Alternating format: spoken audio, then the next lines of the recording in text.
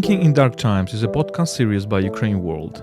In this episode, I speak to Applebaum about the deep roots of the Ukrainian resistance, the history of Russian totalitarianism, KGB politics, and the cult of impunity.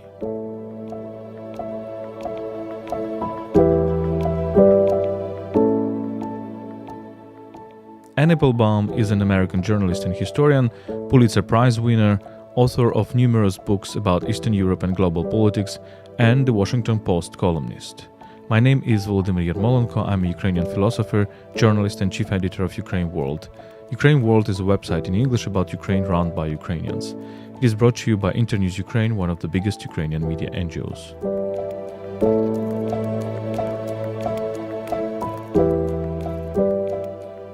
The series Thinking in Dark Times aims to make Ukraine and the current war a focal point of our common reflection about the world's present, past, and future.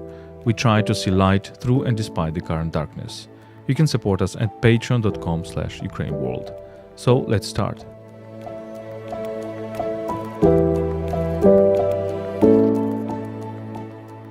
Applebaum, thanks so much for joining this podcast. Thanks for inviting me. So, there is a discussion, lots of discussion about the beginnings of this war, and I personally was surprised how many people in the West were surprised with the Ukrainian resistance.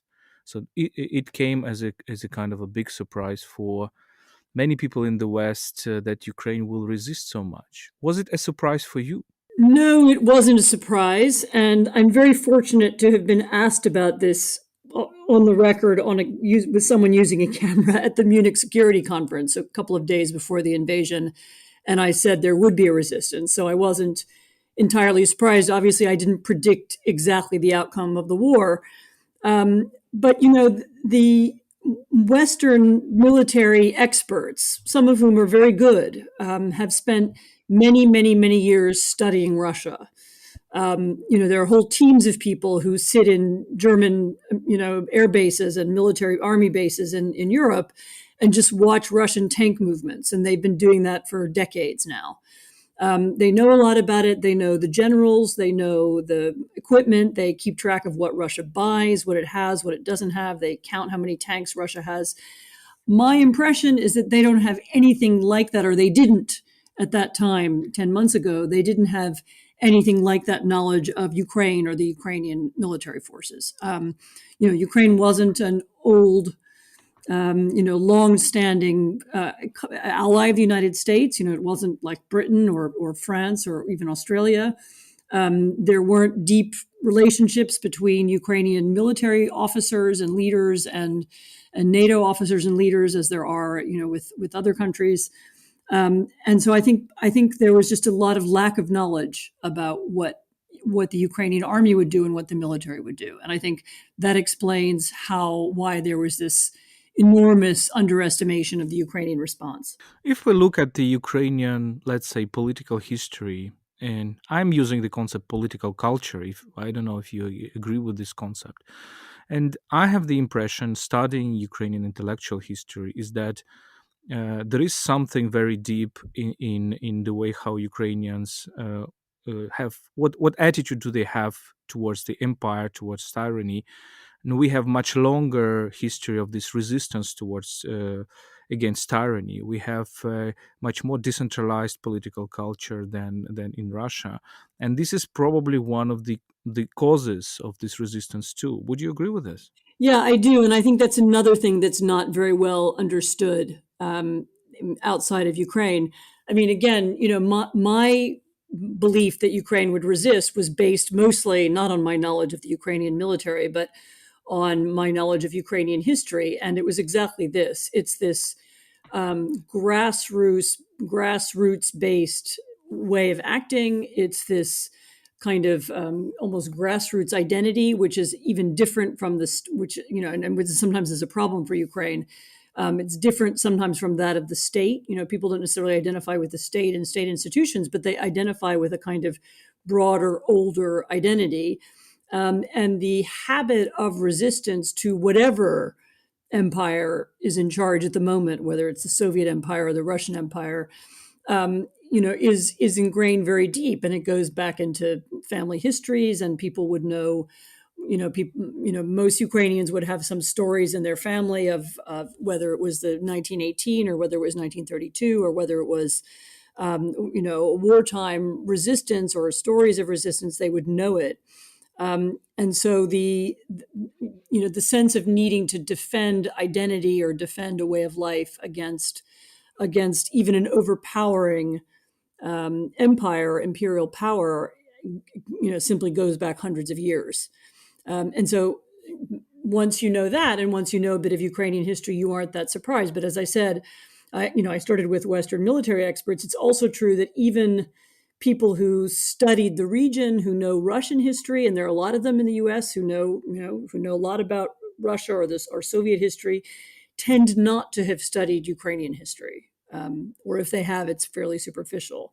And so again, this awareness of this long history of resistance was, I think, lacking. I don't think it will be now, by the way. I mean, there's almost been a kind of mad rush to catch up on Ukrainian history, and Ukrainian history books become bestsellers over the last year. So I think that's now changed, probably for good. But it was certainly 10 months ago, that was certainly the case. But it's not only about Ukrainian history, because when we look at the way how scholars worldwide study Eastern Europe, they primarily focus on probably on the past centuries. They focus on Soviet Union, they focus on the 19th century, and maybe on the 18th century, starting from Peter I. And this is where all these 3 centuries were centuries of expansion of empire, not only the Russian Empire, but also Habsburg Empire or Ottoman Empire. But if I tell you that there is an alternative history, well, not alternative, but the other history of Eastern Europe, which would say that it is not imperial history, it would rather a history of a certain republicanism, the Ukrainian Cossack statehood, then Polish-Lithuanian Commonwealth, then even coming back to the medieval times. So would you agree with that? Would you agree that there is this non-imperial history of Eastern Europe? Of course, I would agree with it, and I've written some of it, a little bit of it myself, or referred to it myself. But most kind of schools of modern history in the Western world, and this is in the English language, in German, in French, arose in the 19th century.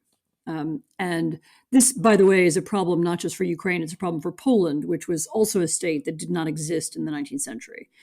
And that means that, when history books were first being written and the concept of modern European history emerged, actually mostly in Germany and then later elsewhere, those countries that were not at that time world powers were left out. And the kind of, I don't know how to describe it, what's the right word to describe it, but the way of seeing history as a kind of clash of world powers or of great powers, which today finds its expression in the so-called realist school of international relations, I think comes from that time. And it's actually very difficult to get almost any country to think about deeper, older history. The history of the Middle Ages is studied pretty superficially in the United States. I guess the British study the Tudors because they're very dramatic, Henry VIII and his many wives and so on. But they're, getting anybody to think back beyond the 19th century is pretty difficult. So and it's not just a problem for Ukraine. If we look at Russia and Russian imperialism, I think there are several ways to look at it, what is happening with it now. One of the way is to say, okay, this is another rebirth of Russian imperialism. Russia wants to conquer more lands, and this is kind of a circular way. It's the same story that happened in 19th century and 20th century. Another way to think about it is to say that no, Russian imperialism is actually in decline, and it knows that it is in decline. It is not comfortable with this fact, and therefore it accumulates all the forces to prevent this decline. What description? Which description is closer to you? So I think the latter description actually is pretty mainstream. That Russia is seeking to put off an inevitable change. That that the end of the Soviet Union marked a shift in the nature of Russian power and influence. That that the Russian Empire, as it was at its height, which I suppose you would probably say was 1945, when Russian, or rather at that time Soviet troops were in Berlin, the empire has receded a lot since then, and that this represents a kind of revanchist attempt to take back territory, or to take back territory that was once part of the Russian Empire at one point and no longer is.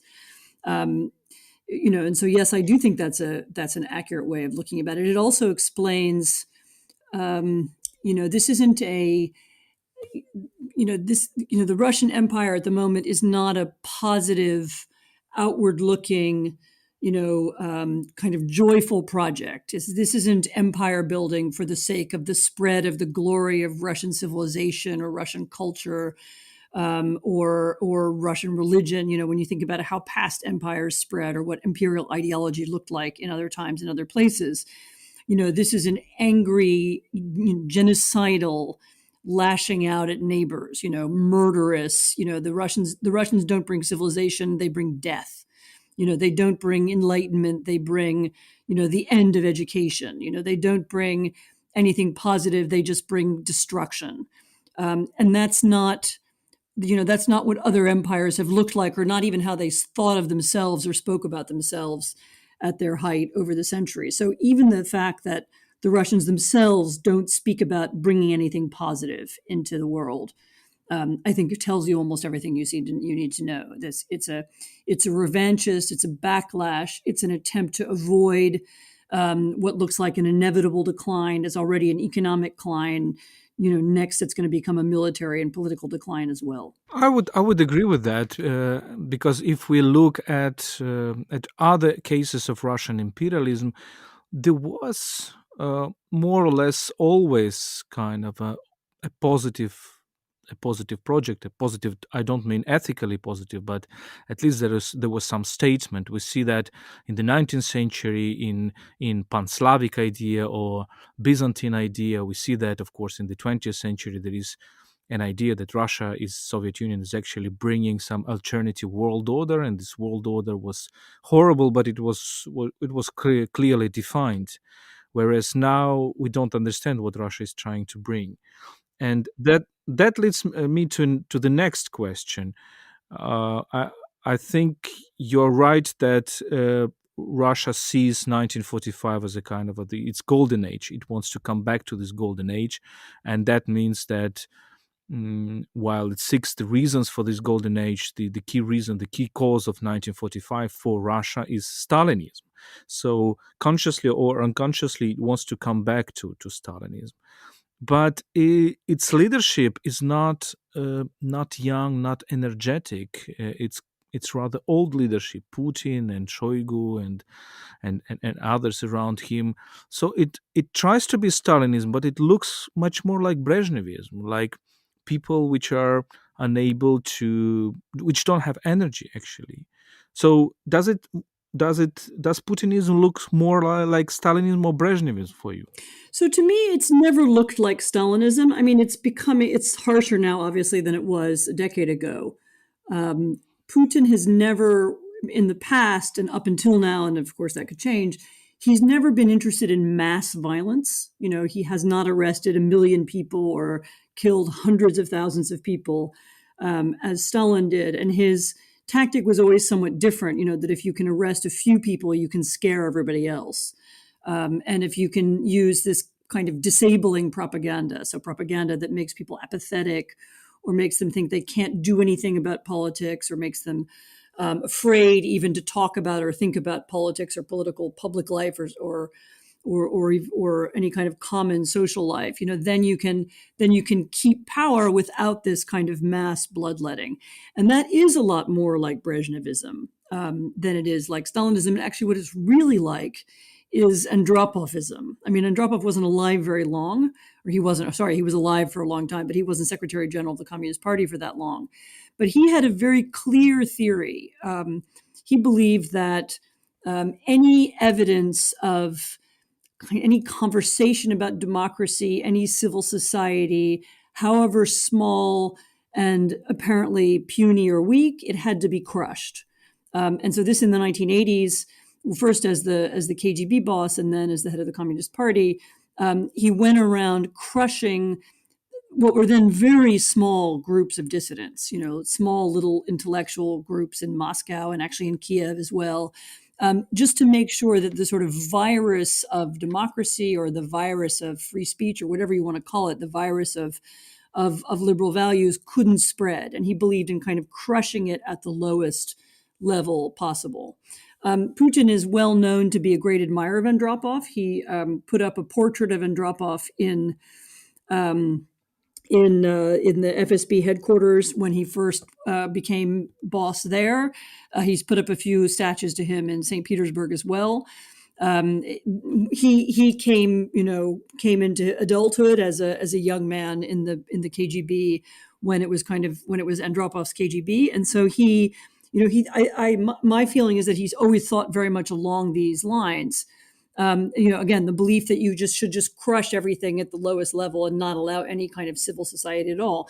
I mean, the first couple of decades when he was in power, he tried something different, which is something more like it's been described recently by Sergei Guriev and Daniel Treisman as spin dictatorship, as a kind of, as I said, just make a few examples of people and then try and keep control with propaganda.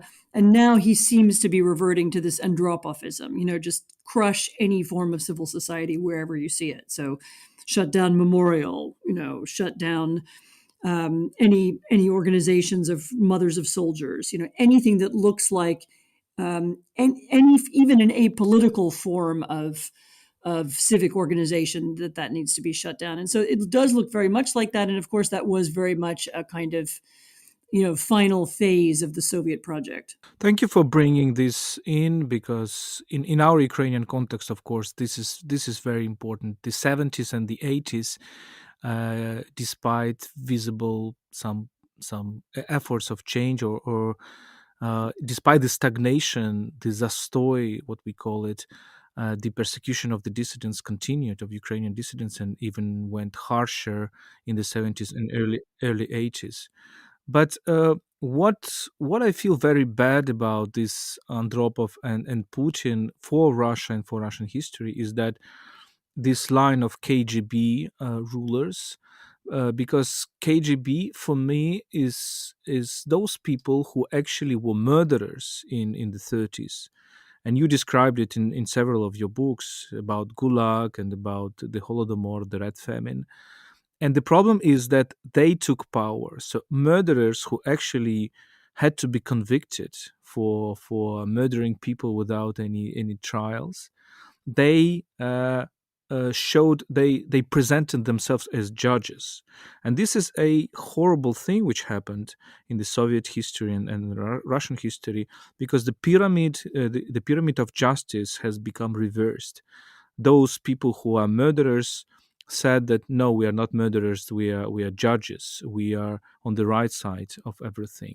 And the problem is when we compare the Russian history with, I don't know, fascism and Nazism, it's not only the point to compare the scale of crimes, I think, or the ideology, is to say that, look, fascism and Nazism were condemned and were put to the margins of the Western society, whereas in this geography in Eastern Europe, those people who committed crimes have actually taken power and are still in power in Russia. And this is something which can lead us to a very profound and horrible thought about this impunity of those people. So do you think that the current war can be read as a continuation of the Russian or KGB tactics to ensure impunity? So in my first history book, in my book about the Gulag, I had a whole final epilogue or kind of chapter on this question of impunity and on memory. And the question that I kept running into as I traveled around Russia in the 1990s, I went to archives all over the country. I went in Moscow, I went to Novosibirsk, I was in Karelia, where the White Sea Canal had been built. I went to many different places. I went to Vorkuta, I should say. And everywhere I went, I found some people who wanted to talk about the past. And I had a lot of people, Russians, helping me find material and put together the book. But I also met people who immediately questioned me. Why are you doing this? Obviously I'm American. So why is an American interested in this? Why don't you write about our cosmonauts, or the great things that the Soviet Union achieved? And this refusal to acknowledge the past, or a refusal to see the crimes of the past and to talk about them and expose them was a problem in Russia literally from 1991 onwards. And there were a few attempts to do it. There was a kind of trial of the Communist Party under Boris Yeltsin that never really went anywhere. There was Memorial, which is the great Russian Historical Society and Human Rights Society, which really did actually put together document collections, books. They published memoirs. They did an enormous amount of work trying to tell the story of what had happened in Russia and in the Soviet Union in the 20th century. You had a few monuments built around. I went to see most of them. I think sometimes in very obscure places, quite moving ones. But what you never had was a moment of pokayanya. You never had a moment of remorse or national apology, or a sense that that this was bad and that the perpetrators should be tried or punished or even just condemned publicly. And that never happened in Russia. And the absence of that moment, I think, is one of the reasons why we're seeing what we're seeing now. So the sense that there was something evil done, and that the KGB, who were in charge of this incredibly evil, international project, in fact, because the Gulag contained people not only from Russia, not only from Ukraine, but from Poland, from the Baltic states, actually from Europe as well, Western Europe as well. And yet there was never a moment of apology or sorrow for it. No national moment, and there wasn't really a coming to terms with it in any real way. And that is part of why it was possible for, in effect, the KGB, and Putin was a younger KGB officer, in the 1980s. Why it was possible for that group of people to come to power again, because they weren't identified by most Russians, or really by anybody else, as the perpetrators. And you're right. They therefore managed to, as you say, turn the pyramid of morality on its head, and they made themselves in charge of history, and in charge of in charge of defining what modern Russia would be. And they created a modern Russia that from the very beginning was kind of built around this concept of resentment and loss. We lost our empire, 1989, 1991, these were disasters. We suffered at the hands of the West, and Russia was not led by people who saw the potential for a moment of rebirth. And there were people who saw it. I mean, if you look back on what people were writing in Russia in the late 1980s during the Perestroika period, when you look back on what people hoped for at that time, there was a hope for a kind of moral rebirth or something different. Russia could be a European country, or it could be a normal country. It didn't have to be a country of death and destruction and something, a place that creates fear for its neighbors. But that kind of Russia was not, those ideas for Russia were not the ones that won. And Putin and Putinism won, partly through the forces of apathy, partly because of the forces of resentment, partly because those were the people who had the money. They were the ones who, at the end of the Soviet Empire, put themselves in charge of most of the country's natural resources. That's a long story, and there are many good books written about it. I'm just doing a brief version of it here. But there was never at the heart of the new Russia, as Putin conceived it from the end of the 1990s onwards, there was never an idea that we need to repudiate the Soviet Union, or we need to apologize for the Soviet Union, or we need to, undo even just the damage that the Soviet Union did to Russia and to Russians. It was always about regaining what the Soviet Union had lost. I think this is what makes a difference between let's say, Western imperialisms and Russian imperialism. Of course, there is Western imperialism. There is a horrible story of the Western imperialism of British, French, Belgian, American, whatever else. But this moment of repentance is very present, at least from the 20th century. We can criticize it. We can say that it is not really sincere in some ways. We can say that it is not going too far, etc. But in Russia, indeed, it never existed. This moment of repentance, right? And maybe this explains also one of the explanations of this war. Do you see that this war, the war crimes that Russia is doing in Ukraine, as a kind of this psychological feeling that, look, I was not punished for those crimes that I did in the past, so I will not be punished even today, and therefore it opens my arms to do anything that I want. I think that's part of it. The sense that, this sense, as you say, of impunity that comes in part from this KGB experience of not ever being made to pay a price for the terrible things that they did as sometimes as individuals and certainly as an institution. I think there's another element as well, which is that I think Putin understands very well that all of these rules that were created, frankly, by the UN and in some cases with Soviet participation, the laws of war and the, declarations of human rights and declarations against genocide. He sees all of these rules as somehow shoring up a world order, a basis for commerce and trade and peaceful negotiation that's been particularly transformative for Europe, which was a continent where people fought each other for centuries and since 1945 don't. But he sees them as part of this order that he wants to topple. So he wants the world order wrecked. He doesn't like the world order. He doesn't like the rules that underline this kind of peaceful exchanges and so on. And he wants something different because he thinks that Russia doesn't have a large enough or an influential enough role in this world. And that's actually one of the things that, at least until recently, and this might be changing, was one of the things that made Russia different from China. China was again, until recently, was a kind of status quo power that liked the system of international rules and laws because it was doing well out of them. And Russia did not like it because Russia saw that it was, or believed, I think wrongly, but Putin believed, and in any case, that he and his regime were not doing well out of them. So part of what's happening, as was the case in Syria, by the way, where this was also an important aspect of that horrible war. Part of what he's doing is showing, I don't care about your rules.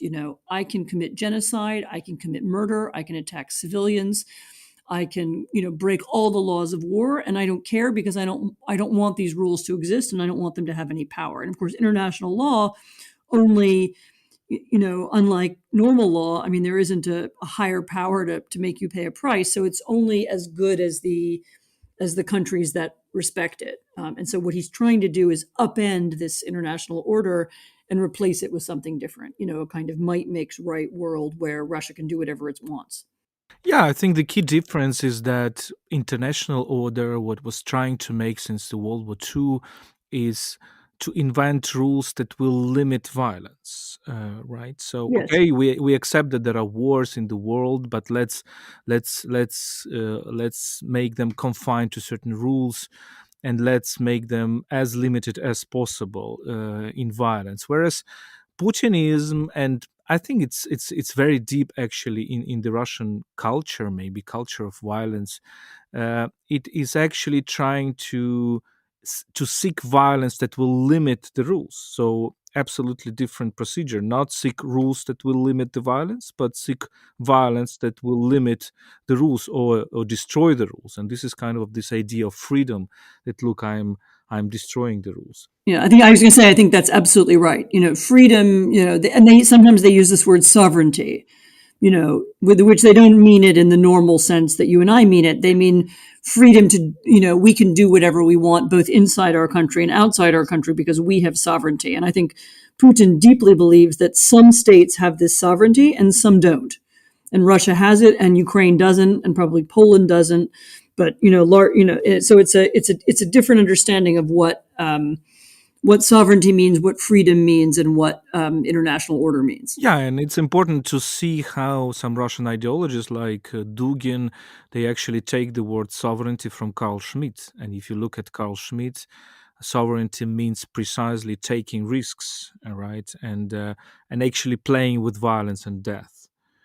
Let me ask you about the West. Well, we understand the all difficulties with the very concept of the West. We understand that West is divided, etc. But can we still talk about it? And if yes, do you think there is something very substantial that the West didn't understand about Putinism since 2008, since Putin's invasion, actually Medvedev's invasion of Georgia, and of course since 2014? And what doesn't it understand about Russia and Putinism now? So here, you hinted at this already in your question. I mean, you have to be careful what you mean by the West. There are different parts of the West, and there are different leaders in the West, and they actually aren't a united group. They don't have a similar understanding of Russia. And even inside different countries, if you look at France, you have a whole very large, probably the second largest now political grouping in France, which is pro-Russian, and kind of openly so. This is Marine Le Pen's far right party, and you have elements like that around Europe, and I mean the rest of the world is a different problem. But so it's hard to be. So I don't want to be overly general. If you talk about Americans, I think Americans were for a long time, first of all, inclined to see Russia as as we said already, as a kind of failing, dying power, as a regional power that was of less importance than other powers. So, and there's always still actually even this week there's this argument in the U.S. We should really care about China and not Russia. Why are we paying so much attention to Russia? And that, of course, was a misunderstanding of what dying and weak powers are capable of, and the idea that Russia wasn't going to just go away or somehow fade off the map or just disappear into nothing, and that might even become more dangerous as it grew weaker. I think this was a big misunderstanding of a lot of people, and this particular problem for the Obama administration, for example. The second kind of misunderstanding was that Russia is a purely transactional power. So we can do deals with them. We can buy their gas, we can sell them whatever cars, and and that way we'll have a sort of normal, kind of normal relationship with them, and we just won't have to get into their politics. And this was, roughly, for example, the understanding of Germany. Or actually the understanding of the Trump administration. This kind of power that we just have a trading relationship with, and we can ignore their politics. And I think this understanding, which is pretty widespread, and there are versions of this you can find in Germany and France and the UK as well as the US.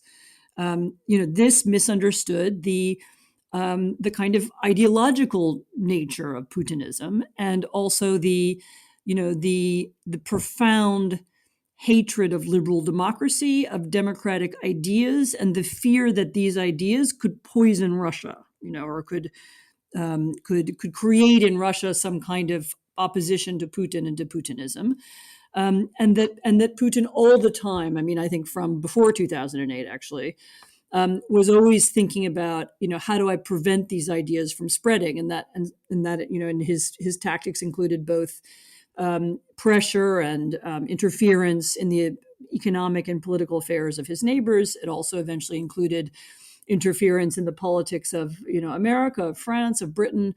And it was always as a way of again, seeking to undermine the European Union, seeking to undermine NATO, seeking to undermine the Western alliances and the ideals that hold together the Western alliance, as a way of protecting himself and his regime.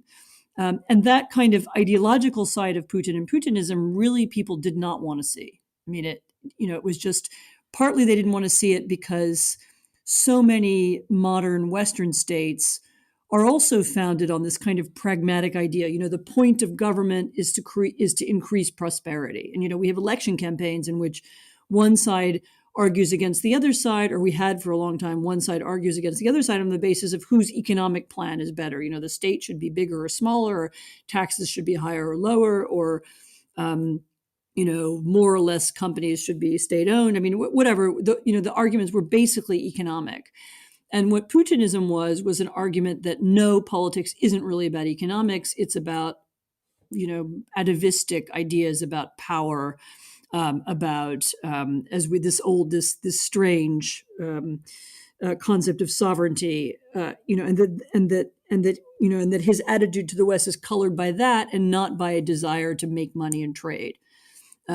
Personally, he made all his money already, 20 years ago, so he doesn't need the money, and he doesn't care about the prosperity of ordinary Russians. And that, I think, was really hard for Western leaders to understand, and some of them still don't understand it. I mean, a lot still imagine that, if we could just get back to where we were and we could have some kind of normal trading relationship with Russia, then everything would be all right. And I think that just misunderstands how ideological Putin and Putinism really are. Yeah, and what strikes me in this anti-Western ideology in Russia, that it actually also a Russian intellectual tradition, because the paradox is that the ideas coming from the West, we can talk about capitalism now, we can talk about Marxism in the 20th century, we can talk about the idea of the nation in the 19th century, we can talk about the idea of the centralized empire in the 18th century. All these ideas were shaping Russia. They were coming from the West, and they turned into their opposites. So Russia was borrowing this idea from the West and then turning them against the West. The case of Marxism is probably the most remarkable one, because the victory of Marxists in Russia actually meant the victory of those in the 19th century who were benevolent to the Western culture, the so-called Westernizers, Zapadniki. But let's talk about Ukraine. We often ask a question here in Ukraine. Of course, we rely a lot on Western aid, military and economic aid, but we also ask a question what we are giving to the democratic world. Do you think we can ask this question in this way? And if yes, what is the reply? I will give you my reply. I think that Ukrainian struggle right now shows that democracy can be strong, that precisely because of the good things that are in democracy, primarily the responsibility of citizens, the capacity to self-organize, Ukrainians are actually showing that they can withstand actually the tyranny. So they maybe giving back the self-confidence to the democracy. What do you think? So it's true that President Zelensky has, in a way, solved this kind of culture war that we've had, especially in America, but also elsewhere in Europe over the last several years, which is a kind of idea that there's a war between, on the one hand, liberal values, and on the other hand, some kind of notion of nationalism or patriotism. And what the Ukrainians have shown under his leadership, what they've shown is that you can have both, and that there isn't some kind of break between them. They're not in opposition to one another. That you can have a patriotic defense of the nation and of its liberal values. And that is incredibly important. And it also explains why there is bipartisan support for Ukraine, especially in the United States, where almost everything else is so, there's a very, very polarized political culture. People don't agree about almost anything. And yet you can find both Republicans and Democrats on the same side, of this issue, or the majority anyway. And that's been it's been a really important lesson. In most Western countries, meaning Western Europe and the United States, there isn't a memory of fighting for democracy or fighting for liberalism recently. I mean, the last time it really happened was 1945. You could maybe other wars in between had some elements of that, but not so profoundly and not so successfully. So what Ukraine has done is reminded everybody of what these values are worth: the value of sovereignty, and here I use the real term of sovereignty, namely self-rule by a nation, the value of democracy, the value of freedom, the value of freedom of speech and assembly and all those other things that go with it, and why, and showing people that there are some people willing to die for that. And that's been very important in, particularly in the US, where the there's been a rise in a kind of autocratic way of thinking, not kind of, sorry, a rise in autocratic thinking and growing doubts about the American democratic project, whether it can survive. And so I think the Ukrainians have kind of injected a note of energy into those who believe that democracy is worth fighting for. I think that's very interesting what you said about this compromise between patriotism and democracy, or patriotism and liberal values, because this is indeed something which I think the 21st century should look into, how to combine these extremes that are polarizing right now many societies in America, in Poland, in Britain. So the radical progressivism, I would say, and radical conservatism, and whether we can find a way to combine them, to kind of a harmony, or not a harmony, but a balance or compromise between tradition and modernity. Can we really look at this? I think it's a very interesting thing, and Ukrainians really can say something about this. Uh, but let's talk about the current affairs maybe briefly. One of the fears in Ukraine is, of course, that there will be Ukraine fatigue in the West. We always talk about this, and that the support to Ukraine from America, from Europe, will not be sustainable, and therefore time actually plays on Putin's side, because Putin has much more resources. He can wait. Ukrainians cannot wait because we are relying so much on external support. What do you think? Are you optimistic about that, or you are pessimistic? So right now, as we're speaking, at the end of 2022, I'm optimistic. I mean, that obviously could change, because I mean, right now, I think what you've just described is pretty well understood in Washington, but also I think in London, Paris, Brussels, other places, Berlin. It's understood that what Putin is seeking is to outlast us and to wait. That is exactly what he's doing. Is he's waiting for us to kind of give up. And there is, at this moment, a determination not to let that happen. And this is this is openly discussed. When you go and see people in Washington who have some influence over this process, they say, yes, we know that's what's happening. And we're determined not to, for that, not to let us stop. I mean,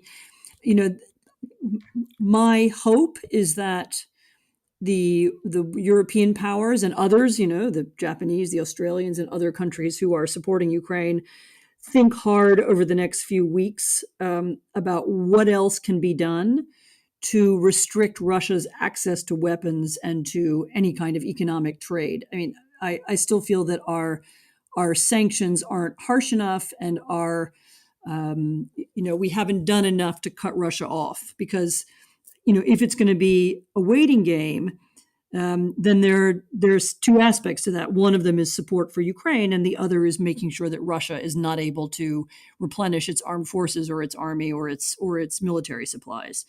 And I do hope that we think along both lines, and I hope, and I know you may disagree with this, but I also hope that while we issue these sanctions and while we block Russians from doing business in Europe and around the world, that we also begin to tell some Russians, look, there is a different future for you if you can make this stop. There is an alternative way for Russia to behave. There's an alternative way for Russia to be in the world. Start thinking about how to end the war, and then we can talk about having there be a different Russia. Yeah, I think the question of the different Russia is very important. I would say, what is my reproach, for example, to Russian opposition, to those people who are abroad? Maybe I'm wrong, but I don't see from them any vision of the alternative Russia as a political project. What is the alternative Russian political project? Meaning that, what is the non-imperial Russia? Because it's a very difficult question. If we seek a non-imperial Russia, that we mean that there should be a de-imperialization, that there should be a real fall of the empire in the way how French Empire fell, or British Empire. And I don't know if you agree with me, but I don't really see that happening among the Russian opposition. But let me ask you the next question about the next year. So the final question, actually. What do you think would be the most crucial things for Ukraine, Europe, and America in 2023? Let me first say that I do slightly disagree with you. I do hear members of the Russian opposition talking about a non-imperial Russia. Nobody really knows what that means. I agree with you there, because Russia itself is a kind of empire. It's not just ethnic Russians, as you know. It includes lots of other peoples and nations. But this is a conversation I've had, with Russians in exile in a number of different places over the last several months, and I'm not lacking in hope. So I think there's a future for that conversation, and it's just beginning. And I think it should be encouraged, because Russia itself won't go away. So having it become different is very, very important. What will happen in the next year is almost, I think it might be beyond my powers to be able to look into the future. I'm afraid. It's clear to me that Ukraine is winning the war on the ground. And it's clear to me that the United States and its most important allies want Ukraine to win the war on the ground, and at the very least want Ukraine to take back the territory that was lost since February. Therefore, the chances of that happening, I think, are real.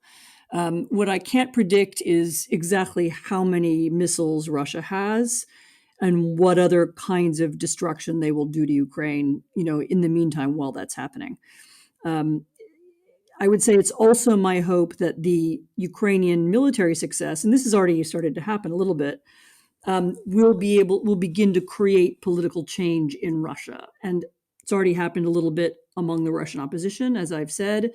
You can see some movement inside Russia, but ultimately you'll have to have the Russian regime, whoever is in charge of it, come to an understanding that the war was a mistake. And that's when it will really be over. And that's when it will be possible to really speak to Russia and really, have a negotiation that will actually end the war. And that hasn't quite happened yet.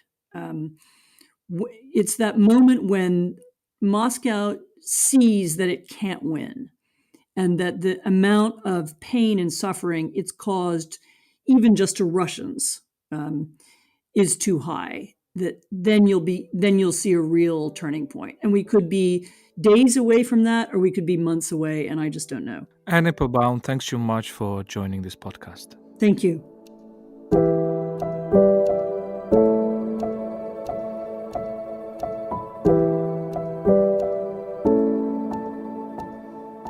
This was an episode of Thinking in Dark Times, a podcast series by UkraineWorld. I spoke to Applebaum, a prominent American journalist and historian, about the deep roots of the Ukrainian resistance, the history of Russian totalitarianism, KGB politics, and the cult of impunity. My name is Volodymyr Yermolenko. I'm a Ukrainian philosopher and journalist and chief editor of UkraineWorld. Thinking in Dark Times aims to make Ukraine and the current war a focal point of our common reflection about the world's present, past, and future. We try to see light through and despite the current darkness. You can support us at patreon.com/UkraineWorld. Stay with us and stand with Ukraine.